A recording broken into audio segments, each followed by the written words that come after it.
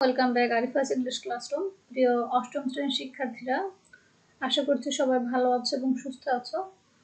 আমরা আজকে অষ্টম শ্রেণীর 6.3.4 এই অ্যাক্টিভিটি নিয়ে আলোচনা করব।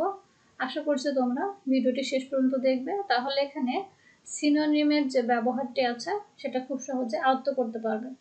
চলো তাহলে আমরা দেখে নেই নির্দেশনা কি আছে। Synonyms and antonyms are essential elements in writing. লেখার ক্ষেত্রে সিনোনিম বা সমার্থক শব্দ, অ্যান্টোনিম বা বিপরীতার্থক শব্দের ব্যবহার খুবই গুরুত্বপূর্ণ। Synonymous words give us a lot of word choices by which we can write formal and informal text. যে সমার্থক শব্দগুলো আমরা ব্যবহার করি লেখার ক্ষেত্রে, ওয়ার্ড চয়েস করতে পারি আমরা, সেটা হচ্ছে সমার্থক যে শব্দটি আছে সেটাতে লেখার গুরুত্বটা কিন্তু ব্যাপকতা বৃদ্ধি করে। Now we will practice the use of synonyms.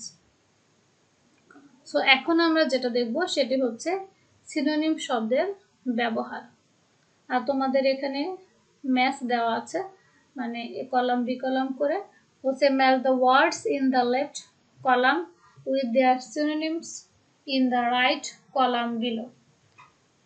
ডান পাশে যে বাম পাশে কিছু শব্দ দেওয়া আছে এবং ডান পাশে তোমাদের সিনোনিমস দেওয়া আছে, এর সঙ্গে মিলাতে হবে। One is done as an example, উদাহরণস্বরূপ একটি করে দেখানো হয়েছে। এখন তোমরা আগে জানো যে সিনোনিমস মানে কি। সিনোনিমস মানে হচ্ছে একই শব্দের অর্থ, আর অ্যান্টোনিমস মানে হচ্ছে বিপরীত অর্থ। সো এখানে ফার্স্ট যে শব্দটি আছে মূল শব্দ, এখানে একটি করে দেওয়া আছে, দেখো এফ লেখা আছে। এফ নাম্বার আমরা দেখি কি কম্পিলড। সো ফার্স্ট মানে কিন্তু শক্তি বা বাধ্য করা, আর কম্পিলড মানেও কিন্তু ফোর্সড করা মানে বাধ্য করা। তা নিশ্চয় তাহলে বুঝতে পারছো যে সিনোনিম মানে কি। সিনোনিম মানে হচ্ছে তোমার ইংরেজি এমন একটি শব্দ তুমি ব্যবহার করবে যেটার সেম অর্থ, একই অর্থ হবে, ওই শব্দটাই হচ্ছে সিনোনিম।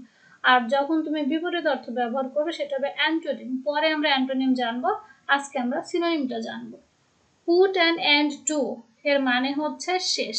আই নাম্বারটা আমরা দেখিনি কি আছে, জাস্ট মিলানো, স্টপ।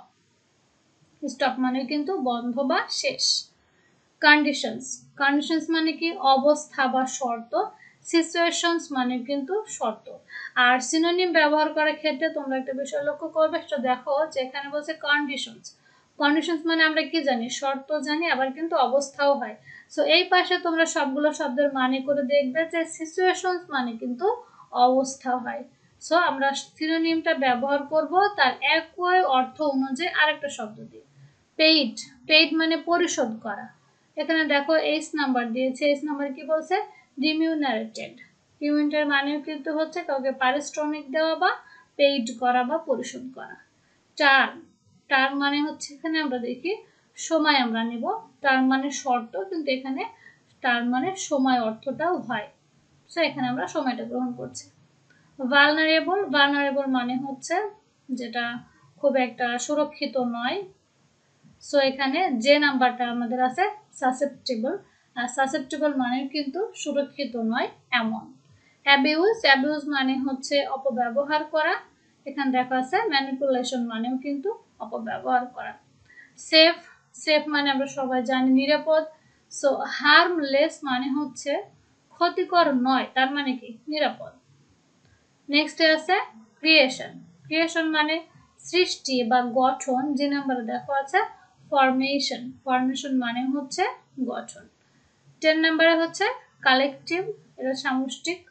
কি নাম্বারে কি আছে আমরা দেখে নিই। শেয়ার্ড মানে কিন্তু সবগুলো এক জায়গায় করে কালেক্ট করে শেয়ার্ড করা, মানে সামষ্টিকগত অর্থে শেয়ার্ড ব্যবহৃত হয়। সো তোমরা তাহলে বুঝতে পারলে যে সিনোনিম মানে কি এবং সিনোনিম কিভাবে ব্যবহৃত হয়। সিনোনিম মানে হচ্ছে একই শব্দের আরেকটি অর্থ, যেটাকে এক কথায় বলা হয় সমার্থক শব্দ।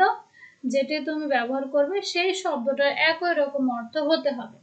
সো এটি আমরা দেখলাম, সিনোনিমের ব্যবহার শিখলাম। আজকে এখানে এটা শেষ করছি। নেক্সটে আমরা 6.3.5 একটি টেক্সট আছে, খালেকের অ্যাসপিরেশন মানে যে তার উচ্চাকাঙ্ক্ষা বা তার আশা কি ছিল, এটা আমরা পরের ক্লাসে পড়বো। আজকে এখানে শেষ করছি। সবাই ভালো থেকো, সুস্থ থেকো। আসসালামু আলাইকুম।